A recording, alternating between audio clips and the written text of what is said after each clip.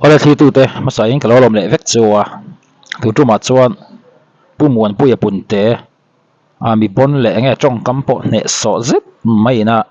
sẽ sọ na thiron bút lụt te zel chung chang te zel chunga cable TV da te hi en fi angai aron ti te poi poi mo le ni chuan traffic police da bel chung chang aron soi te po hi poi mo le boka ulung takin kan ngai thanga po ni se tun ZPM party chu kan soi tawang khan enge mani to ka mi pa ngai chung lam tha an nia hei wang hian tun kal phung thar zet hi chu an tlale mai mai ang ti hirina har khop ani poni se kan en ho ngalang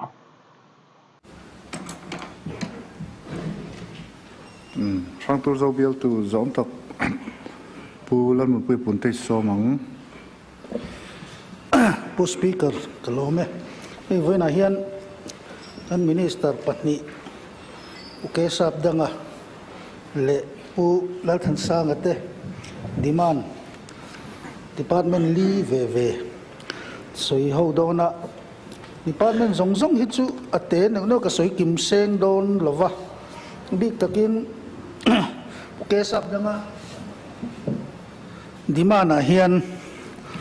home big hi han san lu chil deuh lek kadua hey ILP chang hen an chan tai la ILP kon pek dan hi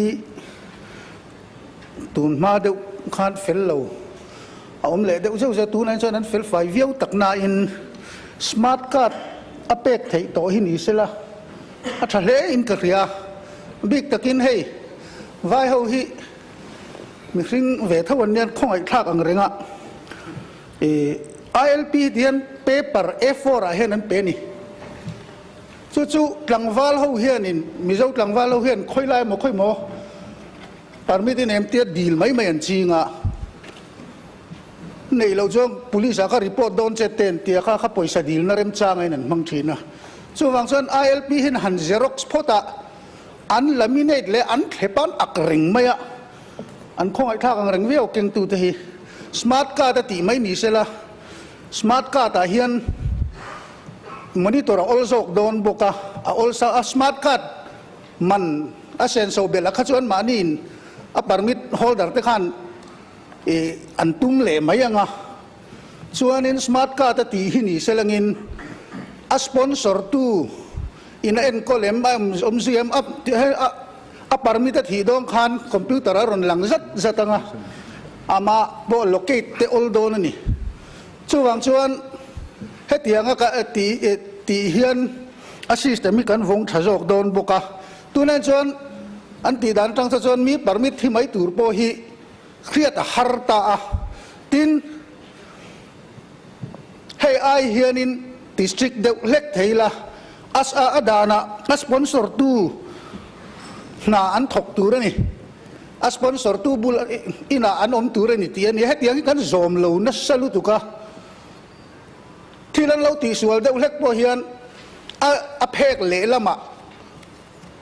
the sponsor shall responsible all the good conduct of the pass holder tinia khata hianin khriat thiam nain kan ti ni maya kha khawa mana po kha ail zar kota nula an thata khang te kha apa amma ni kha su nepal an tlan chen zu man maya khang te kha a sponsor tu te tortir an ni em man ma khan man ven ni em cash pay kan ni em an responsible ni khadeng chi te ka thata ka en kol zui hi ni selang hei ai na sad man hianin an sponsor ringota then ka te be chuan hlo nei te hian an sponsor ni hian alang devani chu tiang ang te chu an ya wangin hei aya mu mal zok lek do lek thazo ka en kol theinan smart card ILP siam ni selangin a thale in ka ria tin traffic hi hei tu na hian aizol khopuya traffic light tu niom takan da thua heng ho hi man deuh lek khan an test anan test deuh lek ni te pokan kha ka test zui ani talo heng te tang ka em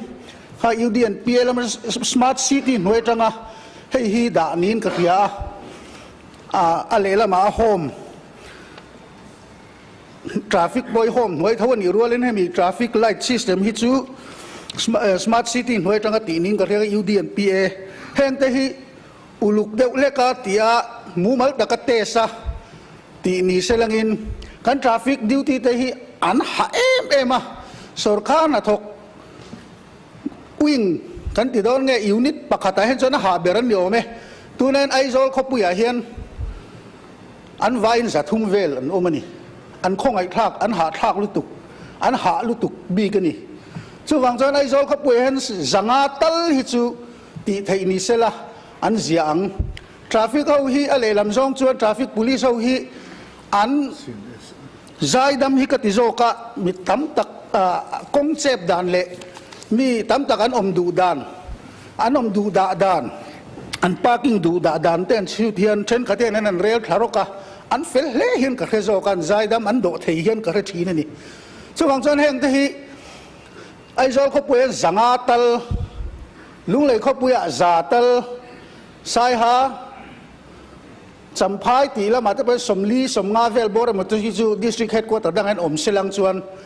khoi kho pui poi motor lir the thang apung chaka e kan kong pui he lo zau tok lo vek mai sia chu wang chuan heng te hi hetiang ati pun chho thei hi ni sela a thak khop in ka khiatin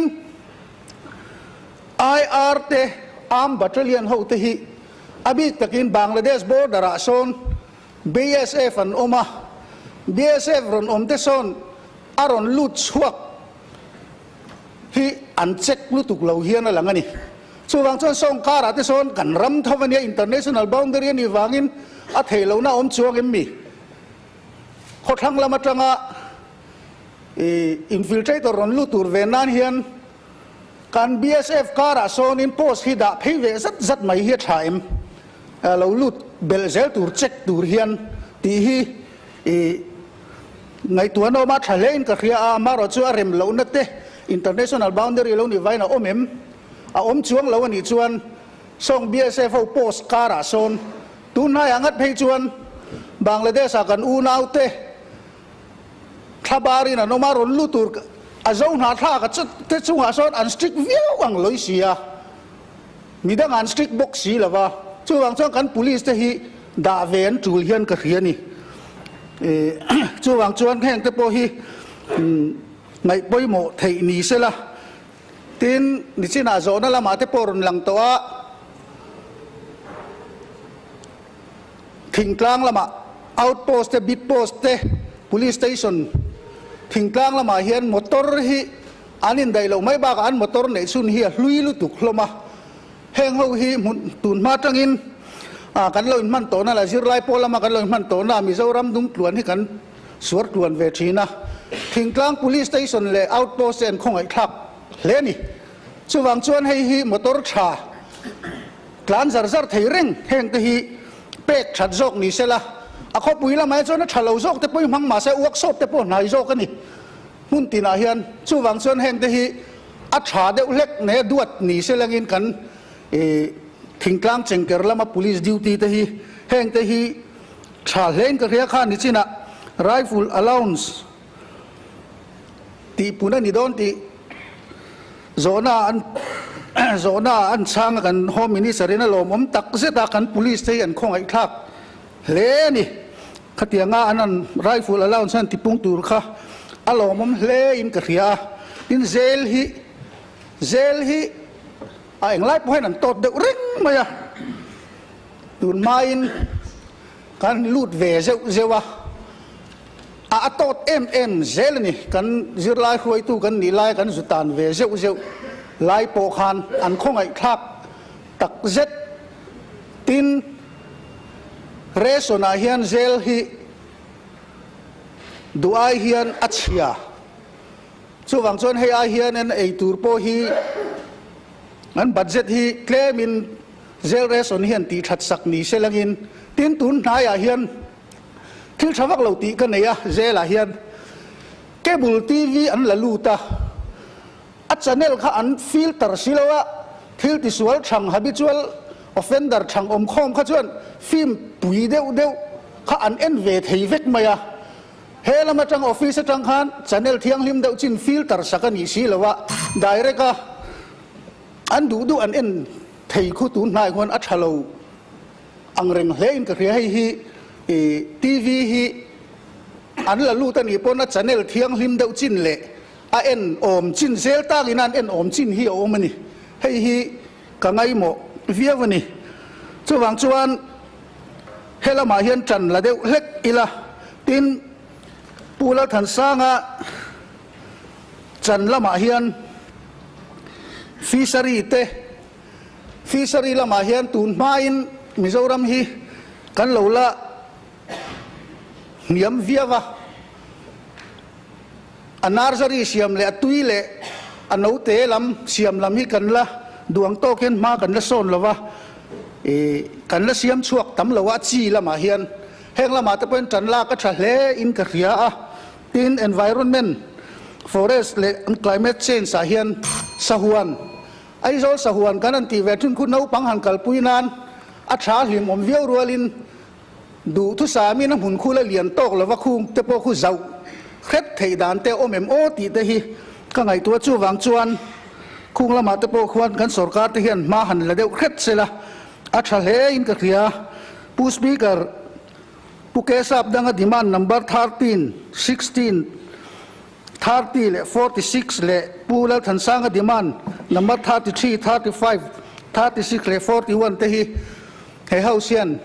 pompui ngei la ti ka thlop ani ka lome o to na pumon puya punte ina aron soi tang khan kami traffic police aizol khopuya e zani chuang da bel ti te district sang ade poron soya khateng aron soite zel tang chung chang kami zel chu cable TV da ate channel an en tur big si bangai ni aron ti re kha i hmu dan le a tha ITM ti kha ko benela ma hani lo sei vele don ne